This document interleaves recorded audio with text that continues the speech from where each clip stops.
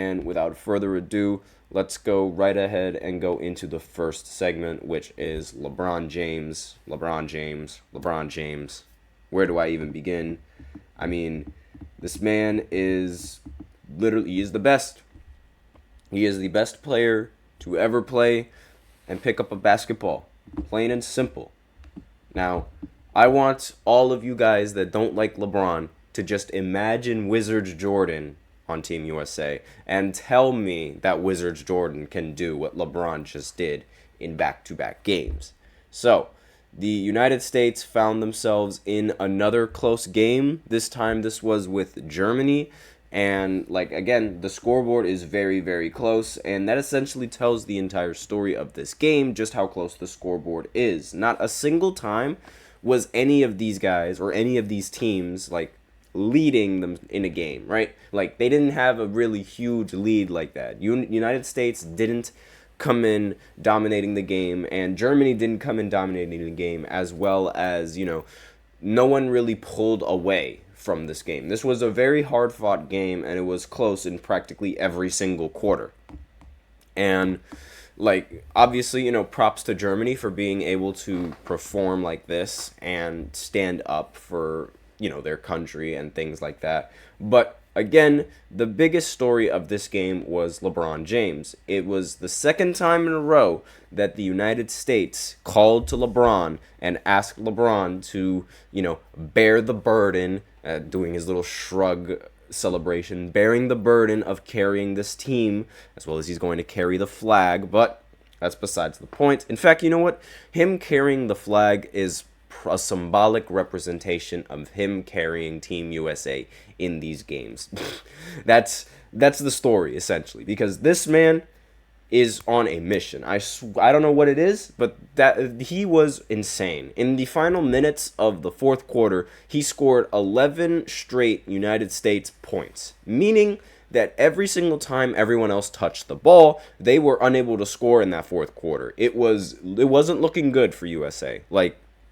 Obviously, LeBron wasn't, hogging the ball 24/7. That's just not his play style. So he was mainly, in the fourth quarter, passing here and there. He would pass to Steph Curry. He would pass to Anthony Edwards, who in turn would miss so many shots. Steph was bad in this game. He was really bad shooting the ball. It was he was building houses out there. He was helping Germany rebuild that wall. But aside from that, he was 1 for 7. 1 for 7 from 3. And in the fourth quarter, I don't remember him hitting a single shot when it really mattered. And Anthony Edwards was another player that was, while he didn't, if you look at the box scores, it doesn't look like he played that bad. I mean, he was 4 for 7, ended up getting 11 points. And one thing about Ant is that he's very consistent. I don't think there's been a single game where he's scored less than 10 or less than 11. He's really consistent. So I can't really be mad at Anthony Edwards and his performance so far with Team USA. It was just in this particular game where in the fourth quarter, he just wasn't showing up, and he was also turning the ball over a little bit more than he needs to. Should also be noted that Tyrese Halliburton didn't play a minute in this game, nor did Kevin Durant play a minute in this game. And Derek White, he is missing every shot. But aside from that, I mean, again, they called towards LeBron to help win the game for them. Ended up getting 20 points, 6 rebounds, and 4 assists. Again, he led all players in scoring. And I mean, what more does he need to do? What can't he do? He ended up, the way that the game played out, the final minutes of the game. So LeBron ended up taking the ball for himself. It was a one-possession game. It was a 1-point game. And LeBron hit a 3, which ended up making it a 4-point game. And then to seal the win, he ended up scoring a layup on Dennis Schroeder in the paint to seal the game in the end. This is, again, the second time that they had to call for LeBron in order to perform. And he delivered. Now, another player that actually played pretty well in this game was Joel Embiid. Finally, he had a good game. Finally.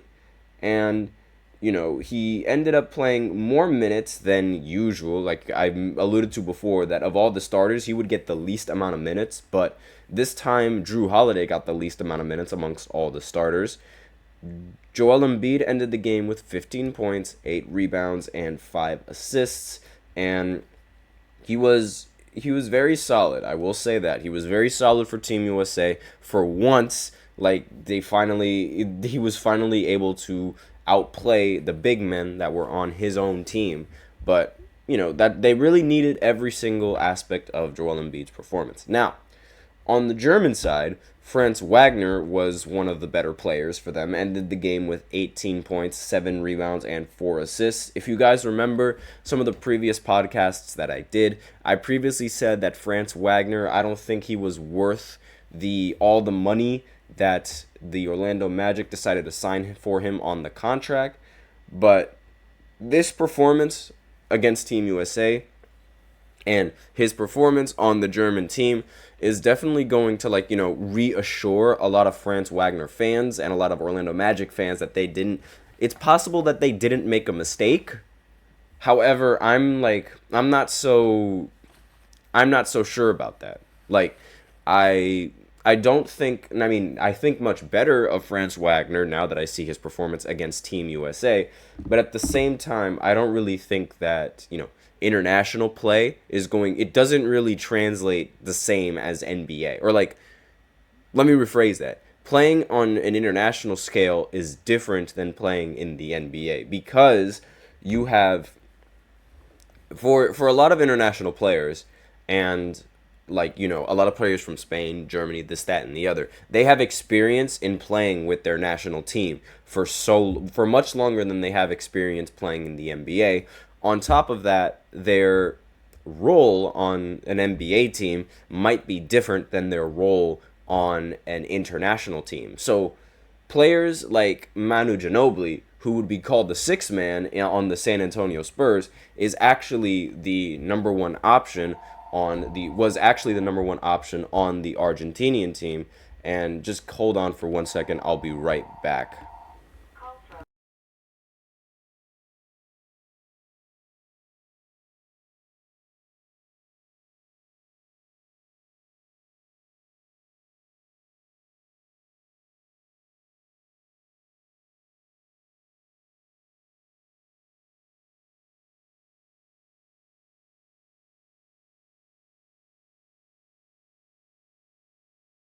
And I am back. I'm sorry for that, but the phone was ringing and I needed to pick up the phone and quickly hang up. So, anyways, as I was talking to before I was so rudely interrupted, Franz Wagner, he ended up playing really well in this game, and all of the sort of talk about the contract that he made, I was doing a lot of the talking, is probably going to die down a little bit now, because this is a pretty good performance. Now, some people might, use this performance and be like, "Oh, he's worth the money. You should relax. They didn't make a mistake."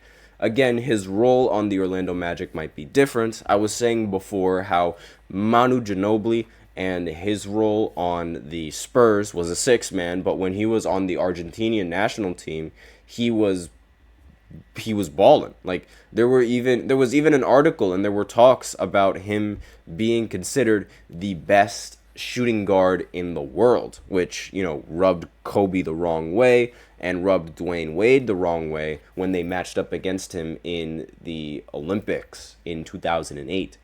And another player for Germany that ended up playing really well was Dennis Schroeder. He ended up accumulating a double-double, 13 points, 2 rebounds, and 11 assists. Again, fantastic work by him. The only real downside of Dennis Schroeder was that he was on the final play, the most important play for Germany. He was the one guarding LeBron, and he unfortunately let LeBron score on him. But when you're going up against someone who is so much taller than you and so much stronger than you, you can only do so much. But aside from that, he did play his part really well.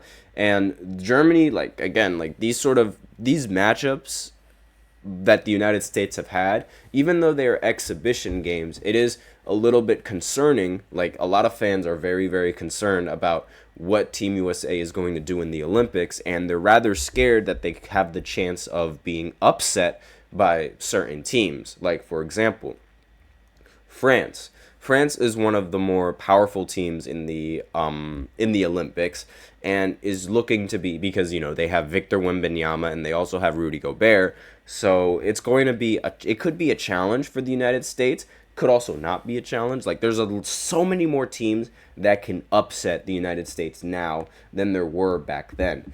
And one of the more interesting stats was that the United States is going to have to go up against around 60 60 NBA players in their Olympic matchups, while the Dream Team only had to go up against maybe 9 or something like that. Now, really, I mean, it's a really big jump. Like, it goes to show just how much this game has, like, the game of basketball has advanced. And I also want to point out LeBron James is leading Team USA in points and in assists throughout their 5 exhibition games. And I mean, again, it's like he is just the best player on the planet, plain and simple. But again, it doesn't mean that the United States and their tournament hopes, it's not like it's all going to be guaranteed, because they are going to be going up against a lot of NBA talent now, more so than they had to go up against in previous years. So it will be something to look out for. But with that, we are out of time for this first segment. So now we will go ahead and go into the second segment, where I talk about the Summer League being concluded, the winners of the Summer League, the award winners as well, and, just my opinions on that. So I'll be right back after this short break, so be sure to stay tuned. I feel like I'm losing my mind. Is everybody in the world blind?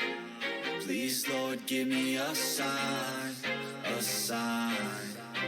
I feel like I'm losing my mind. Is everybody in the world blind? Please, Lord, give me a sign, a sign. I wanna be the greatest. Everybody on the fake shit. I look around and feel like everybody is the fakest. I make this every day and I'm impatient, hoping one day I blow up from the basement. Statement, the top is so vacant. I don't hear shit that I think is amazing. Waiting for my day when I'm playing sold out shows for 1,000 faces. Hey, give me that crown, get in my way and to be put down. It ain't your place, all this my town. If I want that shit, then I'll get it right now. I'm losing it, the noose it fits, I'm losing shit, a stupid myth. You choose to live or choose to dip, you choose to fight or lose your grip and lose a gift. Oh, I feel like I'm losing my mind. Is everybody in the world blind? Please, Lord, give me a sign, a sign. I feel like I'm losing my mind. Is everybody